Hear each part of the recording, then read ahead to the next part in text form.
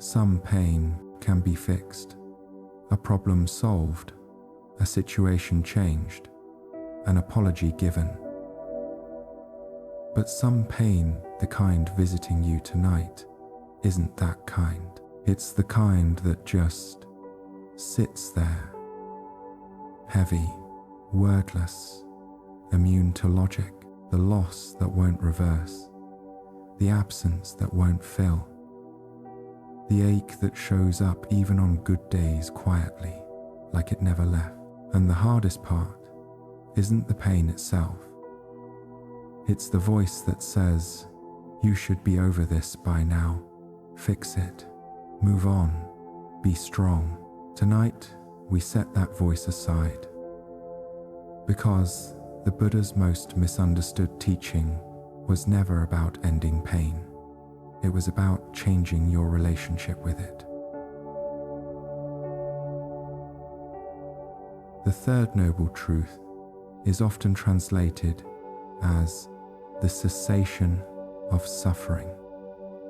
People hear that and think Buddhism promises a life without pain. It doesn't. The Pali word is nirodha. It doesn't mean pain disappears.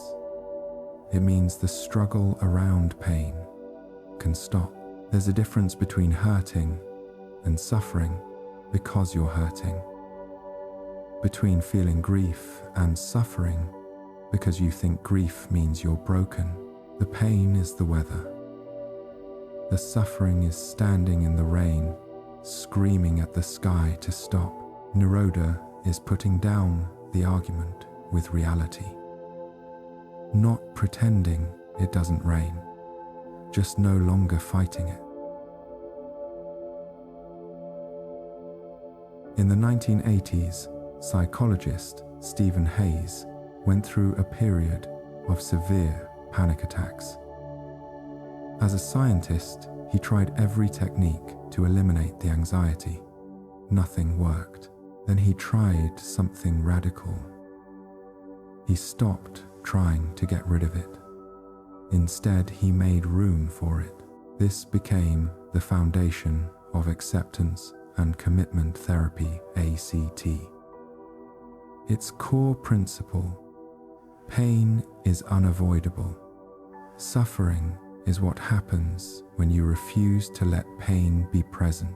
Hayes found that people who learned to sit with discomfort without fixing, fleeing, or numbing experienced less overall suffering, not less pain, less war with the pain.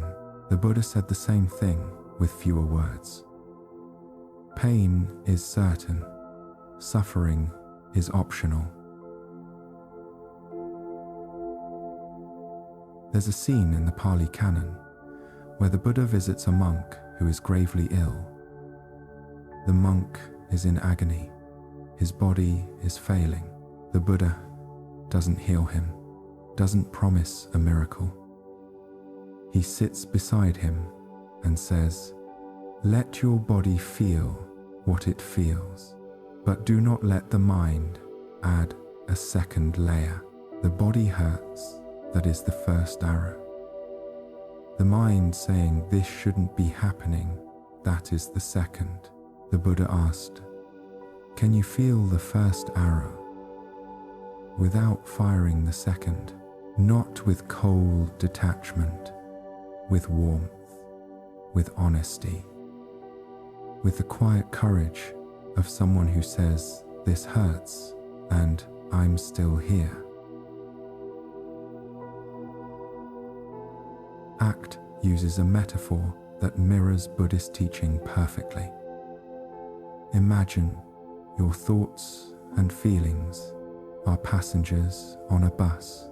You are the driver. Some passengers are loud, angry, frightening. They shout, "Turn around, stop the bus, you can't handle this road." The instinct is to fight them, argue, kick them off.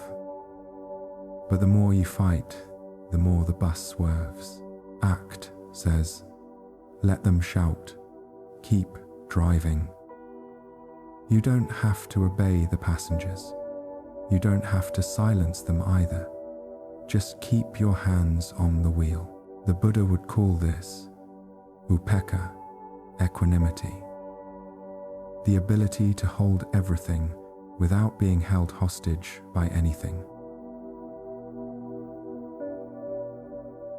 Here's what sitting with pain actually looks like.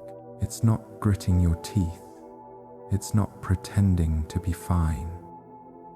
It's softening around the ache instead of clenching against it. Imagine your pain is a stone in your hand. You've been squeezing it so hard your knuckles are white. The squeezing hurts more than the stone.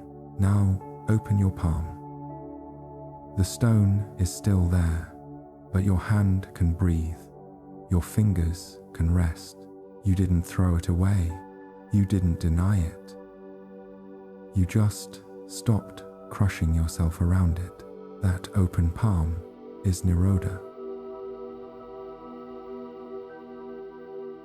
Let's close here tonight.